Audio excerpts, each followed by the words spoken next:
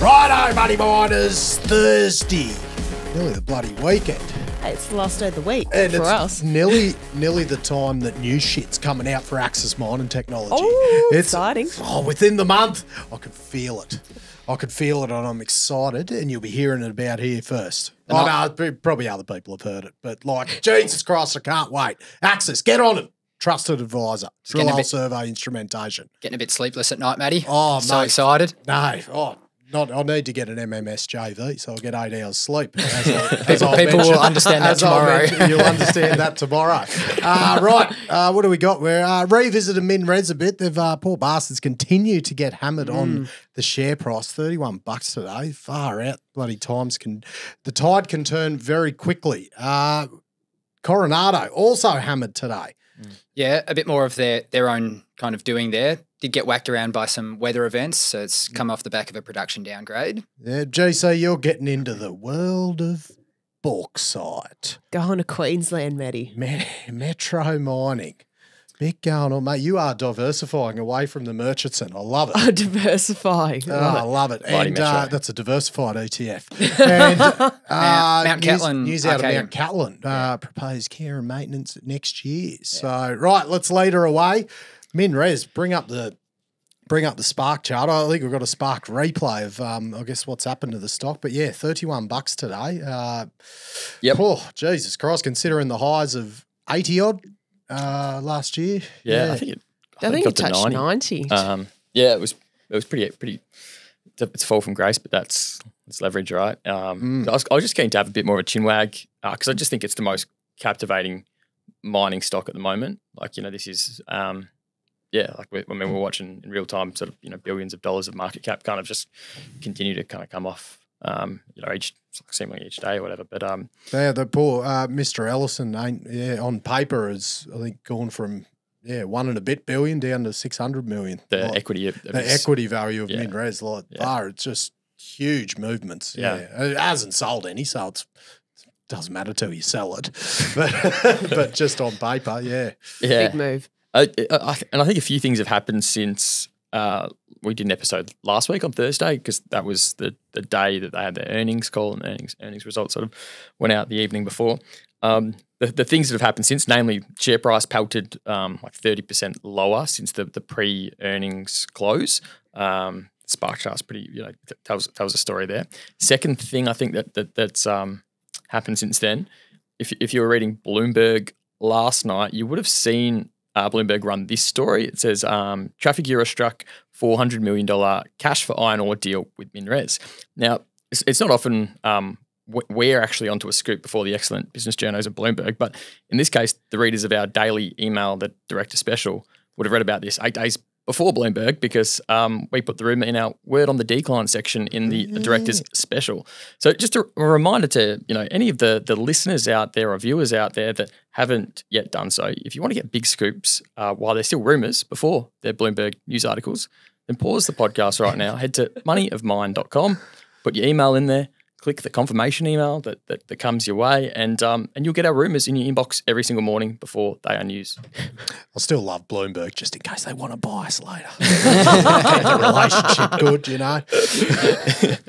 The other thing that's happened in the last week is iron ore's sort of brief bounce is unwound. It's down US $10 a ton in kind of no time at all. It's about US $92 a ton for the 62% fines in spot market on the index there. Because it briefly cracked 100 again, didn't it? But not for friggin' long. Yeah, and you had there was even like Chinese media describing the bounce as irrational. Like that's kind of how it's interesting to see that sort of commentary come out. And I think like it's important that there's a couple of things I've got to set the record straight on from last week's episode. Number one, I made the unforgivable error of fucking up my currencies. A fireable error in banking, that one. So if my numbers were a bit off to those who are really in the details, it's because they were off. So, and like, for example, one of the claims I made was the gross drawn debt was equal to MinRes's market cap in equity sense, so which was not right, because I had in my head that was US dollar denominated and scratched that. That was Aussie dollar denominated. In their financials. But kind of interestingly, since the since last week's episode, and as the share price has continued to fall off, that claim's not too far from the truth now. If you threw in the $1.8 billion payables into that kind of gross debt mix, which is a bit cheeky, then yeah, you kind of, that claim kind of stacks up now, which kind of didn't a week ago. But the far more important thing though is than just that silly kind of ratio is just MinRes' ability to service their debt, right? Like that's what the market kind of cares about, is are they going to be able to service their debt, and are they going to be able to generate the free cash flow to be this big growth kind of mining stock story that they sort of envisage for themselves. And I suspect the share price movement of the last week has had a lot to do with recalibrations in this respect, sort of estimations from buyer side and the street, just in relation to this. I think everyone seems to be so bearish iron ore kind of all of a sudden too, and that's just kind of everywhere you look. Everyone's just talking about how bearish they are. Iron ore kind of sort of all happened at once pretty quickly there. And I've seen some numbers in the street forecasting Min's peak net debt to EBITDA to reach 6.8 times in FY25. It's pretty hefty. But you can imagine just how sensitive like that ratio is to any changes in commodity price, because that hits your actual EBITDA at the end of the day. And I think finally, I thought it'd be worth just sharing a couple of tweets I've seen the last few days. There's a fair few kind of doing the rounds. You've got Emmanuel Dat. He posted today, never underestimate how quickly the market can rage quit and over-leveraged cyclical when the tide goes out. So is that saying like when it turns freaking quickly, destructively. Yeah, his point there is an over-leveraged cyclical, and like I think that's a fair characterization because because the leverage is what it is, peaking at whatever 6.8 times, if that number's right or whatever. Like it, just because there's so much debt in there, like we know leverage amplifies the upside when the times are good, but also amplifies the downside. It's and that point's kind of teased out in this next tweet from David, Berth and Jones. He goes, what it looks like when the balance sheet is more your problem rather than just the commodity price moving around. And this is a really interesting chart because sort of indexes, Rio BHP, Champion Iron, FMG, Deterra, MinRes, all to the 62% kind of fines price. And, you can, in the kind of indexes them all since sort of 2022. And it's pretty stark. What you can see there is like this just absolutely kind of amplified downside response in the latest kind of trend downwards in iron ore price. And that's leverage to the downside. Yeah. How much do you reckon what are you attributing to the thoughts that they might have to capital raise to get themselves out of it being? Is there a bit of that being attributed to the sell down as well, what's the talk on the street? I mean, maybe. Like I don't know if your first protocol is a cap raise, you probably look to address some of those sell down opportunities that we discussed last week, as opposed to cap raise straight away. So I don't necessarily. I just think it's like everyone's looked at the earnings numbers and everyone's kind of been thrown off guard. One, kind of all the operating cash flow was basically just trade payables build up.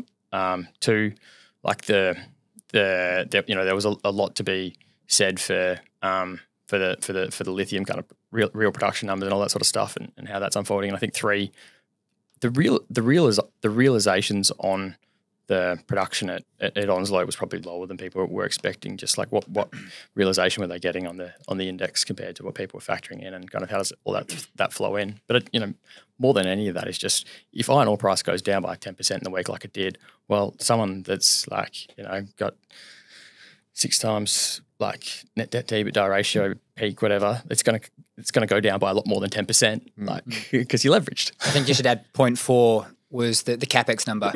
What they still need to spend, 1.95 billion Aussie over the FY25 was also substantially higher than what people had estimated. Yes, yeah, and there's like a bunch of other considerations too. Like they're not immune from kind of fluctuations in FX as well. I mean, the debt's denominated, a lot of it's denominated in US dollars. what happens if demand for iron ore kind of rolls off a bit, then what does that do to the Aussie dollar, and what, you know, when their costs are denominated in Aussie dollars, what does that mean for mins as well? They can kind of cop it from a few different angles if iron ore demand sort of peters out for an extended period of time here. So look, all eyes on them. This is, I maintain, the most interesting corporate story. This would have to be one of the more critical points of their whole. Not too up on the MinRes long-term history, but this would have to be one of the most critical times in their existence. Well, they've been the size they are, for sure. Well, you think of just plus 20% return on capital, invested capital for so long. They've obviously grown.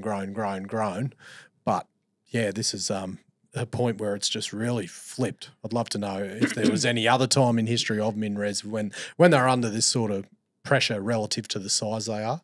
This would have to be up there. Yeah. They've never really been of this scale as a company sort of grows. So if you frame it like that, definitely. But I'm sure any company over a 30-year history is going to have points that are touch and go, especially in a cyclical industry in which we're in. But they've become more and more the owner of mines rather than just the person with the contract to operate them. So that puts them at more of the whims of the cyclical prices. What do you think's their first, besides selling down those lithium stakes that are doing nothing, what about on the project level? What do you think their first ports of call are to potentially sell some to get something? What do you think their first bits are?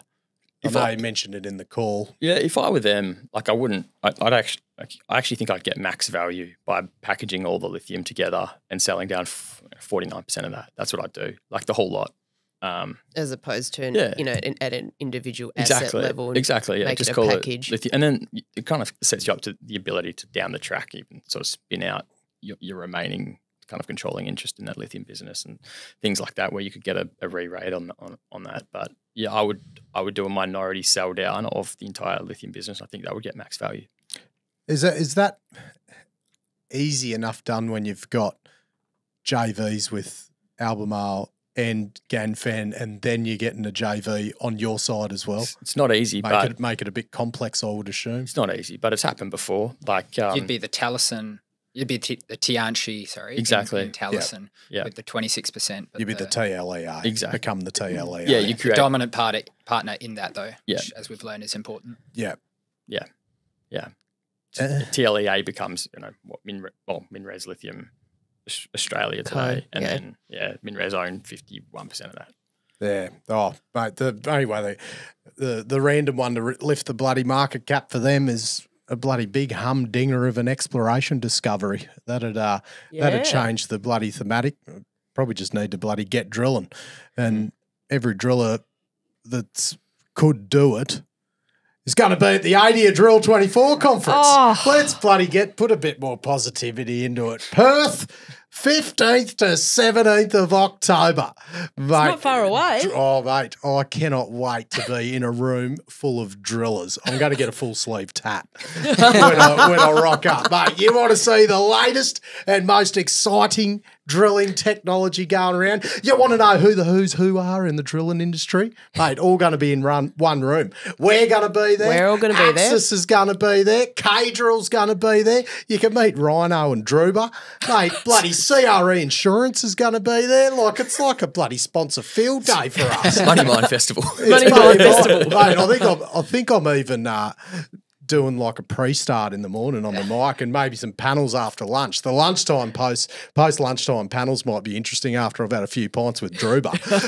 But mate, link is in the show notes. Get your tickets, 15th to 17th of October, and it is going to be a corker.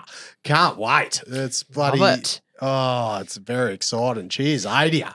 Oh, I love a good conference. I'd rather the conference not to be in Perth, maybe. But anyway, very nice. And I'm as we know, a ding on Mins as well. But moving right on from that, it's a bit of a. I thought you were going to say ADIA. No. Alrighty. All right. Unfortunately, not more positive news, Oh, but yeah. We something need we've- ads to make it like just lift the, Lift the like, spirits, market's yeah. just The fucking energy. shit at the moment. Ali will be talking about something a bit more positive in a moment, but we're going to talk about Arcadium Lithium first. So obviously, owners of Mt Cattlin following the merger of mergers. Exactly. Well said, Maddie. So, yeah, unfortunately, Mt Cattlin is going on care and maintenance. I think the writing was kind of on the wall after what Paul Graves, the boss there, said around about the time of diggers, just sort of indicating that these lithium prices really hurt. So the timing of care and maintenance is after they've completed stage 3 mining and ore processing, which will come in the first half of next calendar year. So there's no word on how many jobs are going to go. They've sort of said that they don't intend to close Mt Cattlin. This is care and maintenance. There'll be more details coming at the Investor Day on the 19th of September, I believe. But just, we send our thoughts out to all those affected by this. Obviously, a pretty tough time for Ravensthorpe and obviously the broader mining community right now. But yeah, especially Ravensthorpe, considering First Quantum shut as well. Yeah. Now this one. And this was how quick it can turn. Like they were considering doing underground feasibility studies or starting to look down that road for Mt Cattlin. And it goes from potentially going deeper to care and maintenance. It's fucking Jesus Christ. I remember looking at how much the independent expert valued Mt Cattlin on when they did the deal. And it was something like US $600 million or something like that. Wow. it was wild because what did it have? Four odd years of mine life, something like that. Yeah, plus the potential to go deeper. Yeah, But of course. So I think they're going to continue to do that sort of stuff in the background, but that's not helping anyone right now. They did wrap a couple numbers around it. They said this expects to increase net expected cash flow over 24 and 25 by cumulative approximate US 75 to 100. So I guess that kind of gives you an indication of how much money was going out the other way prior to this decision. I think taking a step back from Arcadium and looking at the lithium industry more broadly, it is interesting we're seeing a bit of a supply response now across the industry. So the numbers were very up and down at Mt Cattlin. Over calendar year 23 is 240,000 tonnes, 5.3% spod.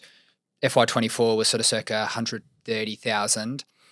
We've seen MinRes, we were talking about just before, Mount Marion, that their 50% is going to come down from 220,000 tonnes to 160,000. So there was a step down there. But on the other hand, we've seen Pilgangoora that's going up to 820, 5.2% stuff. So that's a sort of 120,000 tonne increase in the market. Greenbushes, we're talking about another sort of roughly 100,000. So those ones, in WA there kind of sound like they're netting themselves off. But you've got also Mount Holland adding a few more as they ramp up. So things are kind of happening. There are, a supply response, but it's definitely not even across the board. And it's definitely not what I would have expected to happen with prices coming off over 90%. I think there's unfortunately still a bit more to come. You've got, we haven't even mentioned Kathleen Valley still coming online. So they haven't even started stoping yet. Like, I think they got their open pit ore they're running through at the moment. I think that what they produced 10,000. First shipment that's going to go out next month. That's just got announced yesterday. Yeah. Oh, this I month reckon now, looking September. at that bloody 10,000, the stockpile of spod, just for when you think about the whole thing, what they would have went through to get that fucking flotation working and just everything, just to see that pile of dirt, you'd be like, oh, thank fuck it worked. Good on them. It's a bit of a win worth sort of celebrating, but they've got a lot of work ahead of them, obviously, and they need a few things to go in their favour. But that's the thing, 130,000 tonne here, not really moving the needle in terms of what's coming out of the market.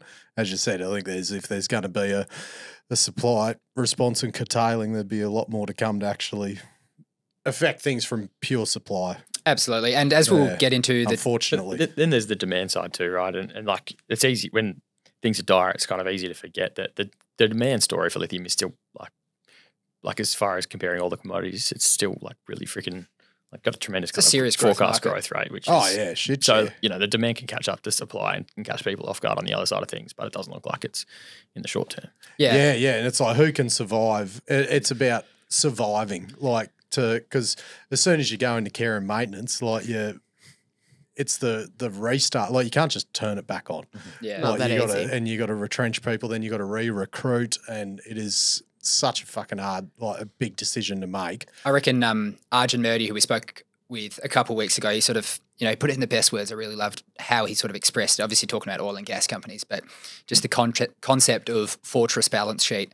And you want that defensibility when you're in a cyclical industry. And that really, really stood out as a takeaway from that one. And, Pilbara Minerals. Yeah, and for people, I mean, Wesfarmers have got a big balance sheet as well for Mount Holland. Pilbara Minerals is that good, they're still expanding, like without dilution. Yeah, exactly. So I'm how's sure that picture as well, or that the graph rather in that the city report that came up the other day as well, basically the cost saying, curve? basically saying at current spot prices, only Greenbushes kind of marginally makes a bit of money and no one else does. Yeah. That's crazy. That's such a flat cost curve now. If you'd have what's making money, Greenbushes and the stuff out of the Atacama. I think people will be keen to hear a bit more, and we actually spoke a lot about it in a interview that we're going to chuck up tomorrow. And one of the key elephants in the room that we haven't spoken about is what happens to lepidolite production out of China, and that we don't know, but something could happen on that front, and it speaks for a large portion of supply. And, as MinRes, again, case in point, things can move bloody quickly in commodities. Well, and the consensus was it's still going, lepidolite production. Yeah. Still a shitload of it. Yeah. Big surprise. Like, who would have thought that one a year ago, that they'd still be churning out at 700 roughly bucks? Yeah. That's crazy. I think there's a couple other takeaways that are kind of interesting as well. One, perhaps a bit of a smaller one, but NWH, or that's the ticker, but NRW, the contractor, they signed just a year ago a $332 million 3-year contract there. So if you do just a bit of rough maths on their EBITDA margin, that is a $7.5 million loss for the calendar year, a bit more given they're not too far into it. So that kind of is roughly a bit under 5% of their EBITDA for, if you look at the FY24 numbers. So it's a bit of a hit. They actually haven't mentioned anything about it. I guess they kind of deem it immaterial at this point in time. And the other point that I wanted to talk about is wage pressures, wage inflation or deflation now across the mining industry. And we'll flick up a chart here that I came across that I think is really interesting. You can really see that wages are starting to go the other way.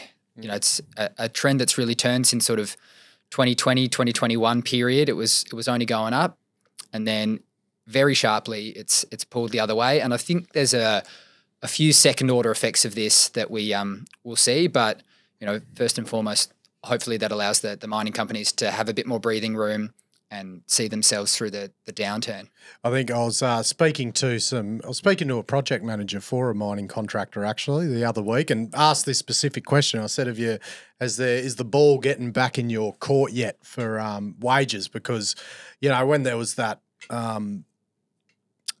deficit of workers and, people, and it was happening, I think, when I left, before I left, and then it kept going, where, people are getting paid obscene amounts of money to go to a new job, and just that was how you attracted people, was paying more to get them from somewhere else. And once you're at that level, it's very hard for the companies to just say, we're just cutting wages across the board. It takes because then people might leave for somewhere else. But it's at the point now where, people are coming into, it's like, look, you're not as financially important as you once thought you were, sunshine. So you're going to be going back down to here because you're getting paid this, but you're performing at this level. So the power has gone back to the contractors and the companies, not the actual workers, which is just a cycle that will go on for forever in time in mining. But that will, as you said, there's usually a bit of a delayed response, but then but it can happen just so quickly when it turns the other way. So and it can be, it's a bit grim to think about, but it can be wage cuts across the board, or it can be a lot of job cuts. So there's a few ways to kind of frame it. And when you got the job cuts and you got more people applying for jobs, you've usually got the you can get them for cheaper. Yeah, exactly. Effectively. And pick the cream of the crop too. Yeah, exactly. It was one of the takeaways I had even listening to the MinRes call this week was like, hearing the apprehension that Chris has in laying off skilled labour because it's the consistency of the same person rocking up to the same site over a long period of time that drives the efficiencies. And so, I think that just speaks to the more friction that there is when it comes to putting an asset on care and maintenance, things like that. Yeah. And I think like the MinRes, looking from the outside in, I think MinRes is like it's a bit of a go-getter culture. Like there's a certain people that work there. It's not a bloody I think it's a bit different to BHP. Like you expected to go there and bloody work. So when you lose those people and then you have to ramp up again if you can't get those people, and it's retaining that quality is so important for longevity. But when you're in the not survival mode, but like really austerity, sensitive times like this, when you fucking what do you do? So. Yeah, the decision gets made a bloody mining contractor. Jeez, that's even worse than bloody owning a mine, I reckon. Far out. I can't bloody. Do you reckon Mt Cattlin would get snapped up? I was going to ask you that one, Matty. What do you reckon? No. Would they pivot? Would they pivot? Yeah. That's probably not a bad idea, actually. Ravo, bit of infrastructure there. You can repurpose infrastructure. How would you go about it? No shame in pivoting to gold or uranium. Or antimony. Right. Okay, if you're going to go across, or niobium, or you could go, fucking everyone's chucking a resource of that out at the moment. Bloody get K-Drill to start peppering holes down there. Assay for everything. I think that's the best chance to revive. The full elemental chart. Full elemental bloody analysis. Just bloody RC and diamonds, K-Drill ripping them in there. I reckon K-Drill could be integral for the rebirth of Ravensthorpe. Wow. I think. Go bloody, and pinch first quantum. Pinch bloody first quantum's one down there too. Nickel. Usually gold around nickel. Just start peppering the joint. I think the only way for us to get out of this glut is K-Drill exploration. Mm-hmm. The money you'd save employing K-Drill down there, you can, you pick up Mt Cattlin. Yeah, exactly. Go bloody, go. They're at Drill 24 as well. Go meet, and we're actually selling free tickets. Come have a pint with me, Druba, and Ryan O'Sullivan. I'm doing an event. What a bloody honour. Come meet the guns. Absolute GCs of blokes. RC and diamond drilling experts. Go K-Drill. Get them down at Ravo. Righto. Ravo. We're trying to get the ads to keep some positivity. Yeah, it's slowly still good shit increasing happening. as the show goes. Right. GC. Bauxite. Jeez, I love bauxite. So this is bauxite in Queensland. So Metro Mining put out an operational update earlier today saying they achieved a monthly record of around 700,000 wet metric tonnes of bauxite shipped last month. So for context, Metro is a bauxite producer in literally the most far north point of Queensland possible. What, near like Cape York Peninsula, is it? Yep. Yeah, yep. Right. Yeah, so right up there, and they started mining their Bauxite Hills mine back in 2018, about 6 years ago. So even the bauxite's probably dehydrated up there. They'd be sweating that much. Yeah, probably. Out. Jesus Christ. Oh, jeez. They get a bit of rain here and there up there as well. Yeah, they get a pretty mean wet season up there. So, so this increase is largely a result of the fact that they've expanded the operations there. So now that a lot of this has been put in place, all these sort of key expansion components around screening capacity and transshipping capacity, this has resulted in this increased production capacity. So August was 13% higher than last month and 29% higher than, the same time last year. And so far they've sort of shipped just shy of 3 million wet metric tonnes for the year. And all those expansion components they've put in to sort of operate at a 7 million tonne per annum rate, essentially they've been fully integrated now and either operating at or very, very close to nameplate, which, the timing of this is pretty great as far as the commodity price is concerned. I mean, bauxite prices, the Aussie benchmark price is up 48% since January 22. And you can see here, this is sort of a bit of a chart looking at their daily shipment sort of rates from 22 and 23 in those sort of grey lines. And then now this calendar year 24 in the orange sort of as they've been moving up there. Ali, give us a bit of the backstory, because Metro's a really interesting one. They had as we've kind of said in the past, they had leverage on both fronts, and it's been quite a journey, but things have really started to swing in their favour lately, hey? Yeah, 100%. So during COVID, they had an absolute shocker of a time because as we remember, all the shipping rates, ocean freight rates were just going through the roof, almost doubling in some cases. But then you had Australian bauxite prices essentially flat for, 2020, 21. They had a pretty, leveraged balance sheet. They had to do a few save raises and debt extensions and, convert this and that to equity. It was just pretty full on. I mean, look at the Spark chart here. They went from sort of as high as 12 cents to mid ones very, very quickly. But things started to turn around from about last year. The ocean freight prices really come off. They've sort of stabilised now. And as we sort of said before, bauxite prices have increased a fair bit since 2 years ago as well. The market's really tightened there, and the story when you talk to the very few bauxite experts out there and alumina experts is that a lot of what China had brought online when they became kind of superpowers in the whole alumina complex sort of depleted, and that's why they kind of had to go to Guinea and even go out there to start bringing in bauxite. It was because their domestic reserves are becoming higher and higher cost and fewer of them. No, 100%. Hence the fragility in the system now. Yeah, and I mean, even in this graph here, you can see the Guinea sort of benchmark prices for bauxite sort of experiencing, pretty similar hefty gains as well. And then even as far as Metro is concerned, I mean, they actually achieved their guidance last year, just shy of 4.6 million tonnes shipped.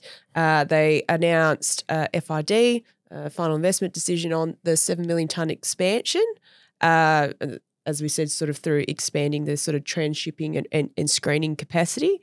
That's all sort of fully commissioned and ramping up well now. They have a revised shipment guidance for this calendar year for 6 to 6.4 million tonnes, and that was sort of reduced down a little bit due to sort of a bit of an extended wet season at the start of the year. Their balance sheet has sort of been progressively cleaned up. I mean, they raised $45 million in May earlier this year it was essentially called a equity for debt raise. So now they've got about 13 and a bit million cash, total debt 88 million as at the sort of 30 June quarterly, and that's made up of Nabari debt, sort of shareholder loans, and also a Nabari royalty as well. And Metro's sort of indicated a lot in their sort of quarterlies and recent presentations that it expects to reduce net debt by another sort of $22 million this half from operational cash flow. And that sort of made me actually sort of go back and look at the numbers, sort of how they've been going recently. So they've been making a small site EBITDA the last few quarters. And the last half yearly they just put out for 30 June shows they're not operationally cash flow just yet. And you can see here, this is an extract from their quarterly as far as the pricing, costs, site EBITDA and things like that. And then the half-year report also shows sort of in the notes section there, contractual maturities of non-derivative financial liabilities. Basically, what do they have to pay? What liabilities do they have to pay within the next year? And they've included sort of payables in that as well. And they're saying that they expect $109 million to go out the door within the next year, so to 30 June 25, which is a lot of money for a company that's not yet operationally cash flow positive. So that's super important for them the next couple of quarters, sort of to meet those requirements that they've outlined in their half yearly. The expansion capex side of things, I mean, that's sort of pretty much all spent now, so they should have a pretty clear runway as far as investing, sort of cash outflows. And Metro sort of reckon, they're at a cash generation sort of inflection point now, and they're sort of targeting like a 15 Aussie buck a tonne site EBITDA for this calendar year, or $18 for next year. For context, the last few quarters, just on the rough numbers, saying they're generating around $4 a tonne of site EBITDA. So is it similar to, like, it's a bit of a sentiment play at the moment, like similar to an Ora Banda? It's like that hasn't really hit the mark yet, but it's like if all the ducks end up in a row, it should start going all right. I feel it's very much, it's a sort of a sentiment and a bit of obviously leverage to the commodity price sort of play as well. I mean, and reducing their costs. And reducing their costs as well, with the expansion too. So my takeaways from it is I don't think they're out of the woods yet, but production's going the right way. Bauxite pricing's going the right way. The balance sheet is better, but it still makes me a little bit nervous. But the next 2 quarters are so critical from a cash flow perspective, which will go such a huge way to sort of show people how well the expansion to 7 million tonnes is working, and also from obviously a cash flow perspective to sort of really get that net debt a fair bit lower.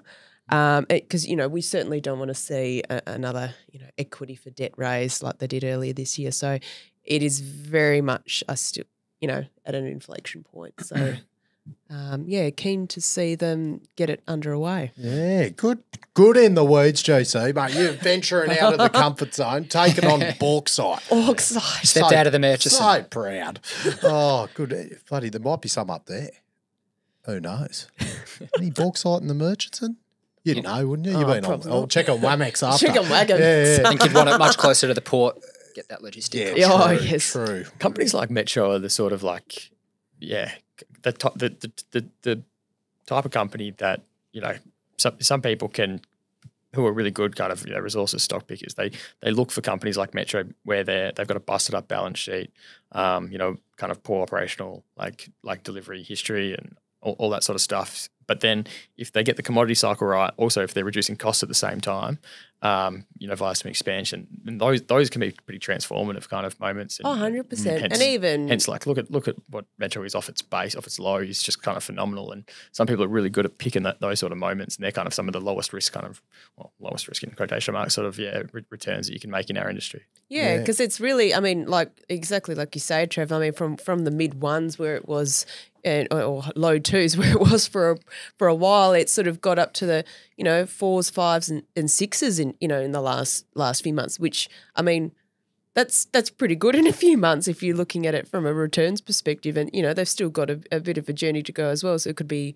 potentially even more, assuming things, go well and as planned. So it's pretty forward-looking, right? A lot of people were starting to anticipate that, hey, I think we're at the woods here. And sort of, It reminds me of St. Barbara back in the day when I think they went down to about 5 cents. It's a great when analogy. They had the Solomons and there's another one, and but it was like they've still got Gwalia. And once they flogged all that off, there was a truckie that dipped in like a good chunk of money and became a millionaire, bought it 5 or 8 cents, and then it went back up into the $2 and then became St. Barbara again after that. But had that honey period where it was just had Gwalia and it fucking ripped.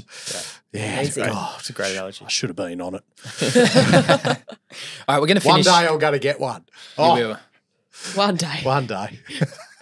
We're going to finish on a bit more of a downer note after Metro, which was much more of a positive story. But Coronado was a fairly big news out today. The stock got hammered on the open, 15 or 16% down straight away. And again, it's more problems at Curragh. That's been a bit of a problem child for a while now. And it was a downgrade. So they downgraded production, I think 7% to 15.4 million to 16 million metric tons of production. And then, of course, on the back of that, you see costs jump up. So costs jump up from 105 to 110 bucks. That's mining costs. Obviously, you chuck on all your royalties and everything else on top of that, but that's a 10% jump on that front. So I think if you were to do a bit of a, relative or a comparative sort of chart, Coronado has just had a terrible sort of time. They've got assets in different continents and of, varying degrees of successful, in operations over the past few years. And Curragh has firmly been one that's pulled them down. A lot of bad weather and sort of flow-on effects. And they've spoken about, idling the fleet, all these sorts of things, which might be short-term good, long-term bad, all these kind of things to sort of give them a bit more wiggle room. But it's been pretty tough out there. So CapEx is still a decent sized number. They kept that the same. You can see in the thing we'll flick up here that stays between 220 and 250 US for the financial year. They did say they're going to probably come in at the upper end of that one, with some work being accelerated into calendar year 2024. They also spoke a bit about organic growth projects at Buchanan and Curragh as well. So you got Mammoth Underground. Buchanan, by the way, is the one over in the States. And they said they remain on budget and on schedule. So there's a bit of positive news there.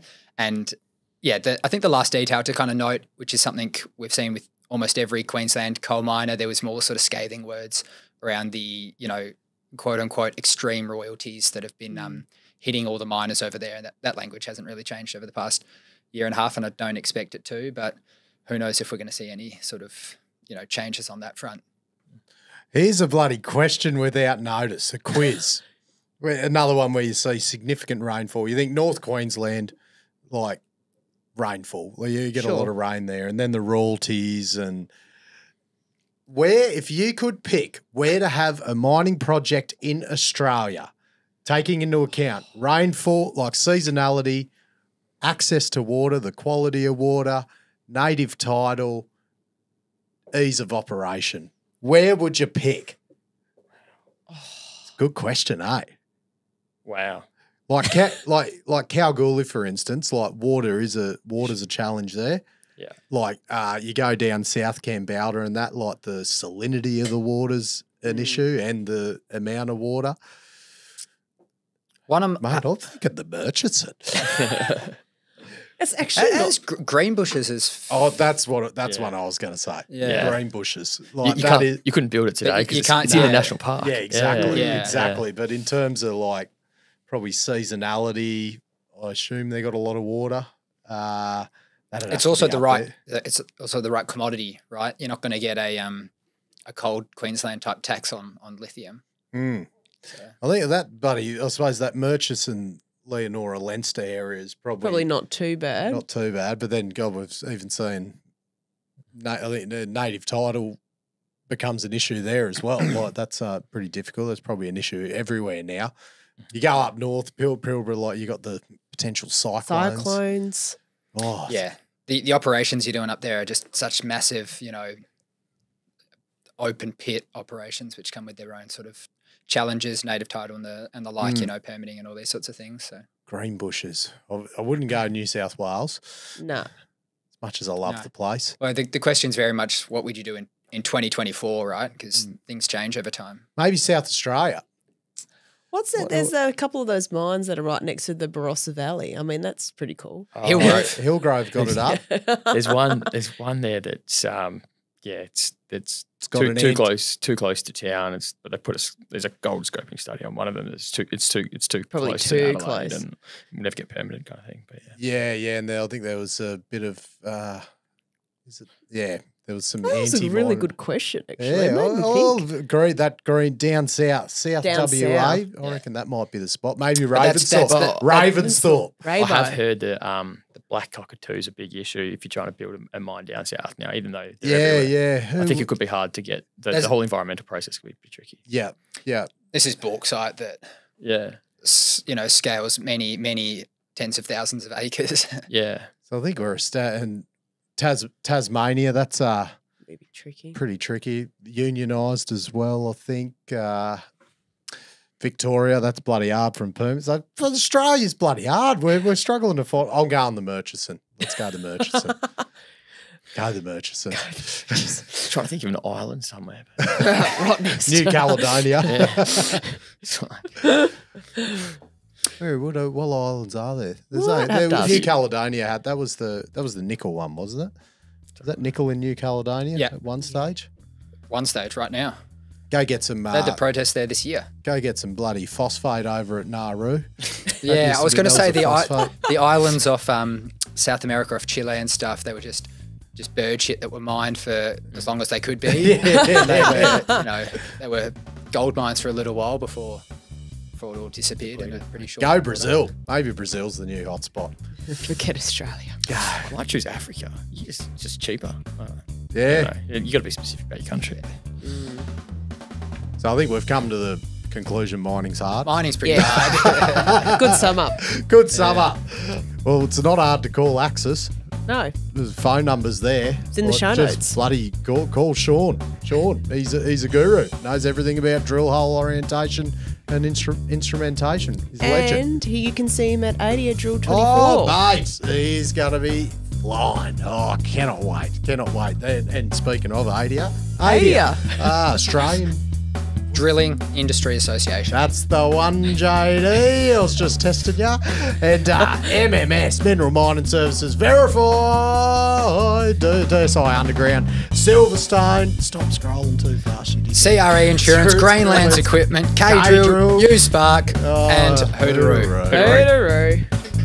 The information contained in this episode of Money of Mine is of general nature only and does not take into account the objectives, financial situation or needs of any particular person.